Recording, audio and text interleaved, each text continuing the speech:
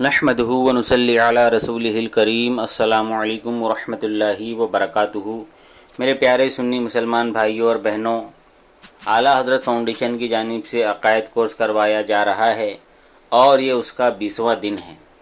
اس سے پہلے ہم نے عقیدہ توحید پر بات کی، کفریہ کلمات پر بات کی، اور جو گانے باجوں کے جو کفریہ کلمات ہیں ان پر بات کی، تجدید ایمان، تجدید نکاح کے طریقے پر بات کی۔ یہ ٹاپک ہمارا یہاں پر ختم ہوتا ہے۔ اگر اس ٹاپک کو لے کر کے آپ کے ذہن میں کوئی سوال ہے تو آپ ہم سے پوچھ سکتے ہیں۔ آج سے ہم دوسرے ٹاپک کی طرف بڑھیں گے۔ آئیے میں آپ کو بتاتا ہوں عقائد رسالت کے بارے میں۔ یہ مختصر طور پر میں آپ کو بیان کروں گا، پھر آگے چل کے پورا تفصیلی بیان اس ٹاپک پر آئے گا۔ انبیاء پر وحی ہونا ضروری ہے، خواہ فرشتے کے ذریعے سے ہو یا بغیر ذریعے سے۔ مطلب جو نبی ہوتا ہے اس کے اوپر وحی ہونا ضروری ہوتی ہے۔ وحی کسے کہتے ہیں؟ وحی اسے کہتے ہیں جو اللہ تعالیٰ کی طرف سے ہو، پھر اس بات کو فرشتہ لے کر کے آئے یا اللہ تعالیٰ ڈائریکٹ اپنے نبی پر اس بات کو اتار دے، یہ وحی ہوتی ہے۔ تو نبی کے لیے وحی ضروری ہے۔ انبیاء معصوم ہوتے ہیں، اللہ ان کو ہر گناہ سے پاک رکھتا ہے۔ یہ بھی ہمارا عقیدہ ہے کہ جو انبیاء ہے اور فرشتے، ٹھیک ہے، فرشتوں کا بیان آگے آئے گا، میں آپ کو پہلے ہی بتا دے رہا ہوں کہ انبیاء اور فرشتے یہ معصوم ہوتے ہیں، مطلب ان سے کوئی گناہ نہیں ہو سکتا۔ اللہ تعالیٰ نے ان کو گناہوں سے پاک بنایا، اور اگر کوئی یہ کہے کہ اللہ کے نبی سے گناہ ہوا تو وہ انسان کافر ہے۔ انبیاء اور فرشتوں کے سوا کوئی معصوم نہیں، خواہ ولی ہو، غوث ہو، قطب ہو، ابدال ہو، اوتاد ہو، صحابہ ہو یا اہل بیت ہو۔ انبیاء اور فرشتوں کے سوا کوئی بھی معصوم نہیں ہے۔ شیعوں کا ایک عقیدہ ہے کہ یہ لوگ اہل بیت کو بھی معصوم مانتے ہیں، جبکہ یہ ان کا عقیدہ غلط ہے اور اسلام کے خلاف ہے۔ معصوم صرف انبیاء اور فرشتے ہی ہیں۔ ہاں، جو صحابہ ہیں، اہل بیت ہیں، جتنے بھی اولیاء ہیں، یہ گناہوں سے محفوظ ہے۔ اللہ تعالیٰ نے ان کو گناہوں سے محفوظ رکھا ہے۔ انبیاء تمام مخلوق سے افضل و اعلیٰ ہے۔ جو کسی غیر نبی، ولی، غوث، قطب وغیرہ کو انبیاء سے افضل و اعلیٰ یا برابر کہے وہ کافر ہے۔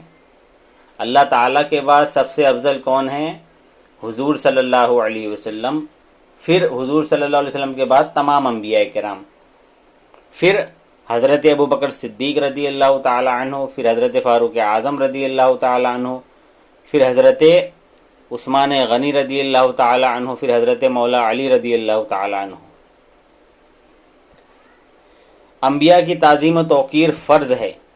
جو کسی نبی کی بے ادبی یا گستاخی یا ان کو جھوٹا کہے وہ کافر ہے۔ اس لیے ہم اہل سنت تمام گستاخ رسول کو کافر و مرتد اور بے دین سمجھتے ہیں۔ تمام انبیاء اللہ کے نزدیک عزت و حرمت والے ہیں۔ جو یہ کہے کہ اللہ کی شان کے نزدیک انبیاء چوہڑے چمار کی مثل یا ذلیل ہے، وہ کافر ہے۔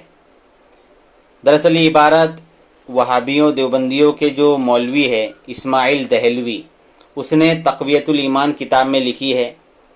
اسی لیے ہم دیوبندیوں کو اور وہابیوں کو کافر مانتے ہیں کہ انہوں نے اس طریقے سے انبیاء کی گستاخی کری۔ انبیاء اپنی قبروں میں زندہ ہیں، کھاتے پیتے ہیں اور جہاں چاہیں آتے جاتے ہیں۔ انبیاء کو اللہ تعالیٰ علم غیب عطا کرتا ہے اور اولیاء کو بواسطہ انبیاء عطا کیا جاتا ہے۔ انبیاء اور اولیاء اللہ تعالیٰ کی اجازت سے مخلوق کے مددگار، فریاد رس، حاجت روا اور وسیلہ ہیں۔ اللہ تعالیٰ نے حضرت آدم کو اپنا خلیفہ بنایا اور تمام چیزوں کے نام سکھائے۔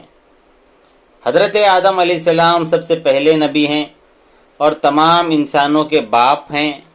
اللہ تعالیٰ نے ان کو بغیر ماں باپ کے پیدا فرمایا۔ انبیاء اور اولیاء آوازوں کو سنتے ہیں اور حالت سے باخبر ہیں۔ موت نے ان کی نبوت کے کمالات سماع مطلب سننے کی طاقت کو اور علم کو مٹایا نہیں بلکہ اور بڑھایا ہے۔ کسی نبی کی ادنا توہین و گستاخی کفر ہے، اس لیے علماء اہل سنت نے وہابیوں، دیوبندیوں اور دوسرے فرقے والوں کو کافر لکھا ہے، کیونکہ ان لوگوں نے انبیاء کی شان میں گستاخیاں کی ہیں۔ ہم اللہ عز و جل سے دعا کرتے ہیں کہ یا اللہ عز و جل ہمیں انبیاء اولیاء کی توہین سے محفوظ فرما اور ان کی توہین کرنے والوں سے بھی محفوظ فرما۔ اللہ تعالیٰ سے دعا ہے کہ کہنے سننے میں جو بھی غلطی ہو گئی ہو اللہ تعالیٰ معاف فرمائے۔ استغفر اللہ ربی من کل ذنب واتوب الیہ، لا الہ الا اللہ محمد رسول اللہ صلی اللہ تعالی علیہ وسلم۔ السلام علیکم ورحمۃ اللہ وبرکاتہ۔